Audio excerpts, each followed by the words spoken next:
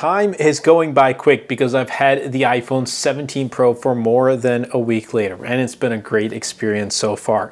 Apple has improved in every single category, and yes, the design too. And I know I have a lot of comments coming my way as in like, oh, well, it switched from titanium to aluminum, and okay, whatever, they did it. Like, this is the phone we have. We can't do anything about it. So like, let's put that aside and appreciate what we have here. I appreciate it. I appreciate that there's aluminum. If that's gonna help with heat dissipation and just keeping the phone cooler more often, I'm okay with it. And just this design in general, like with a dual tone finish, having this glass back cutout, you know, it's different shades of the deep blue. I like it. Like, it feels more like industrial. It actually feels kind of pro. Whereas in past Pros, yes, they were pros, but they also had a more elegant and exquisite feel to it. And I think they left that just solely, exclusively for the iPhone Air, in my opinion. But with this design, the aluminum unibody, it feels light, even though it's heavier than its predecessor, but that's because it also has a larger battery, but also feels very premium. And it has ceramic shield on the front. Apple does claim it's much more, you know, powerful in terms of scratch resistance and, you know, cracking and shattering and stuff. I'm not testing that, but I've seen videos and some, you know, photos of it, and it looks like it definitely does a better job. Obviously, glass is glass, and it's bound to, you know, break or scratch at some point, so you can't really run away from that. But I do appreciate that each year Apple is working hard to improve. Now, Apple calls this area right here the camera plateau, and it takes up, you know, the full width of the phone and a little less than the top half. And I kind of got used to it from not in person, but the renders. And once I saw it in person, I was like, okay, you know, I've seen this. It's not a brand new design. And right now, you know, it feels natural. It just feels like an Apple iPhone, because it is. And I guess it helps balance the phone in one hand. I mean, I can't really do it, but I guess at least I've seen with the Air and the Pro Max, it works. But yeah, it kind of works with the iPhone 17 Pro too. There you have it. Now, there also is a anti-reflective coating on all of the iPhones on board this year. However, it's not as great as the S25 Ultra. And I also do have a matte screen protector on my iPhone 17 Pro that I got installed literally first day. And then I also have the case that I use, which is from Thinborn. Links in the description down below. Amazing, and I use them for pretty much all my phones.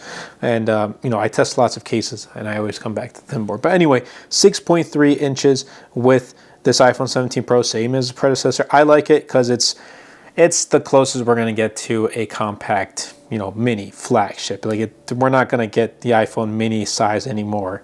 You know, I'm starting to lose hope on that. I know it's not going to happen, but only one can dream, right? But it has 3000 nits of peak brightness, which is great outdoors. I love it. There's no more need to like squint in sunlight.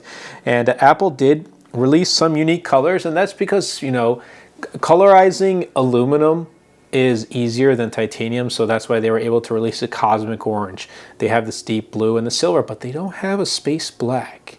Maybe they might release that in the spring. I don't know. But as of right now, this is what we got. I like the deep blue the most. Deep blue, then silver, and then cosmic orange is my rank from my favorite to least favorite colors. Now, they're all great. I just personally prefer this deep blue. It's the closest thing that we have to space black as well.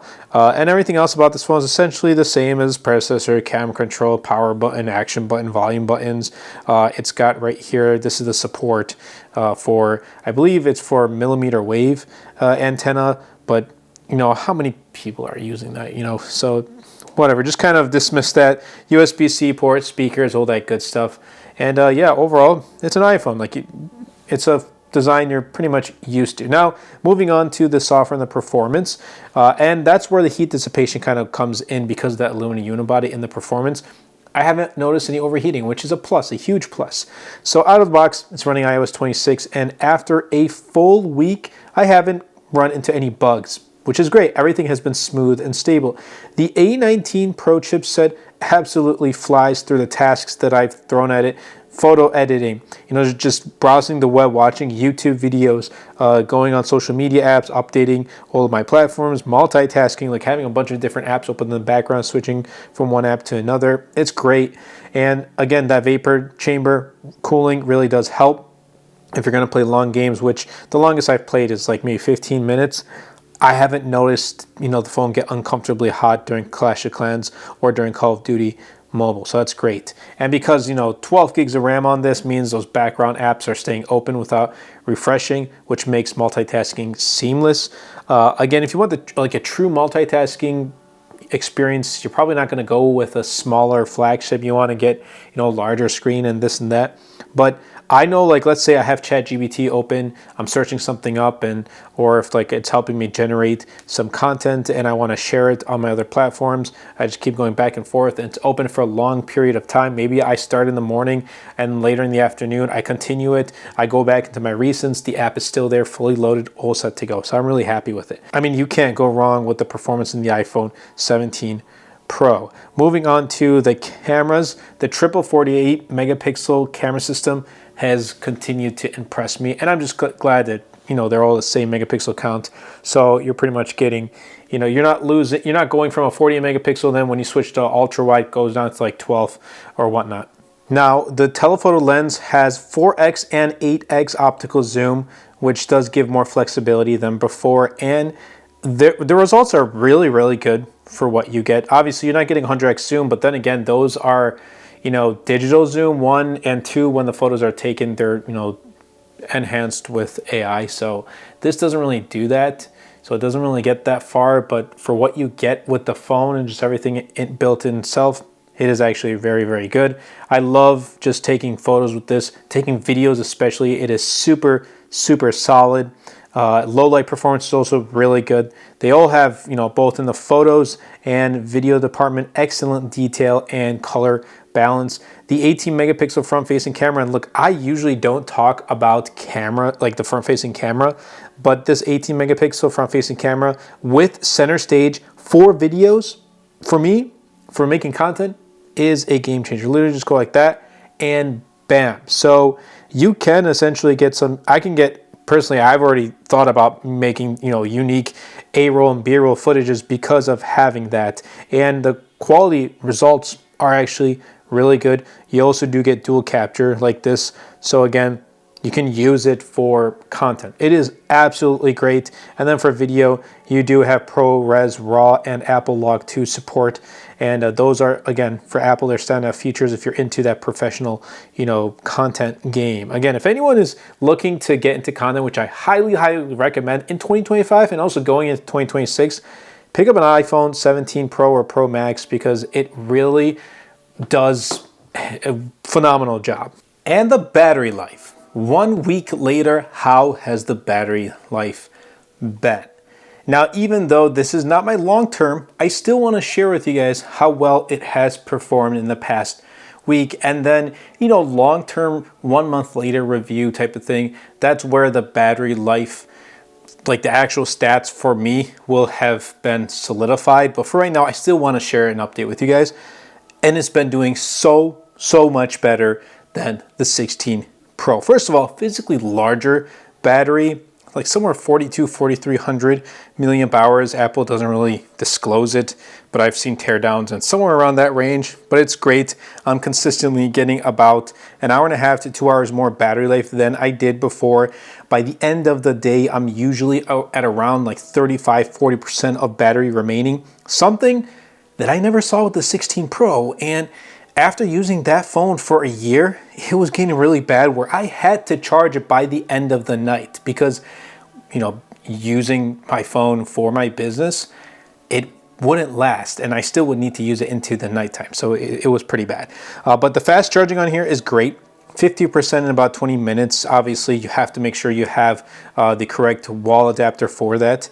But it's been really good. The battery life on this has been superb. And I'm sure that the 17 Pro Max, which I don't use as my main iPhone, I've been testing, but I'm not using it as my main iPhone. Long term, that's also going to perform really good. as well. Now these are eSIM models here in the US, and I believe Canada is also eSIM, so you're going to get a larger battery. But if you don't have the eSIM model, slightly smaller battery, so I can't really talk about the battery life on those. The pricing, $10.99 starting for 256 gigs. It's expensive. They got rid of the 120 gig model for $9.99, so 256 gigs is the starting, and you get up to 1 terabyte. The 2 terabyte model is just for the 17 Pro Max, but that's $2,000. Keep that in mind. So just to wrap things up, 1 week later with the iPhone 17 Pro, it feels like the sweet spot of Apple's lineup, if you ask me. It's compact, yet still is a flagship. It's easier to carry than the Pro Max. That's why I did make the downgrade last year to the Pro model, but it still delivers the same incredible performance. Professional grade cameras. Again, when I say professional, I mean like in the mobile photography realm of professional grade cameras. And most importantly, it finally fixes, for me especially, battery life on the smaller Pro. And obviously add in the smooth experience of iOS 26, add in the smooth 120 Hz refresh rate display with a super bright 3000 nits, and it's clear to me at least, this is Apple's most balanced and most pro iPhone Pro in a long time. The last time I was excited for the iPhone Pro was the iPhone 13 Pro and Pro Max. So it took about 4 years, but this one has gotten me super excited. I like it. But I hope you guys did enjoy this video. If you did, definitely be sure to super smash that like button, comment down below. Comment down below, guys. And best of all, share this video. Wait, what are you going to comment down below? Thoughts, opinions, concerns, whatever it is. Just comment down below if you just want to say, hey, great video. Whatever the case may be. It really does go a long way in supporting the channel. And again, share this video. That also does help out the channel out a lot and will help push my content out to more people. And again, check out my wallpaper packs right here. This one's called Vintage Flourish. Links will be in the description down below. I also do have a bunch of other wallpaper packs on my Gumroad site that you guys can check out as well. And then this Thinborn case. That's been it for me, guys, and I'll catch you all in the next episode. Stay tuned. Lots of content is coming your way.